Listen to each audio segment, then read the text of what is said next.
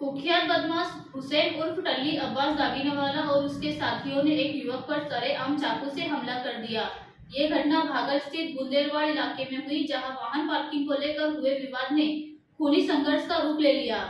इस हमले के सीसीटीवी फुटेज सामने आए हैं, जिनमें हुसैन टल्ली और उसकी गैंग को धोखे से युवक पर चाकू से वार करते हुए साफ देखा जा सकता है। घटना के 10 दिन बीत चुके हैं, लेकिन टल्ली गैंग के कई सदस्य अभी तक पुलिस की पकड़ से बाहर है। प्रारंभिक जांच में सामने आया कि हुसैन टल्ली और उसका एक साथी सड़क पर रास्ते में खड़े थे। इसी दौरान सरफराज कापड़िया नाम का एक युवक वहां से गुजर रहा था। जब उसकी नजर टल्ली गैंग पर पड़ी तो गैंग के सदस्यों को यह नागवार गुजरा। क्या घूरकर देख रहा है, ऐसा कहते हुए हुसैन टल्ली ने तुरंत चाकू निकालकर सरफराज पर हमला कर दिया और उसे ताबड़तोड़ वार कर बुरी तरह से घायल कर दिया। घटना के सीसीटीवी फुटेज में टल्ली गैंग की बेखौफ हरकत साफ देखी जा सकती है।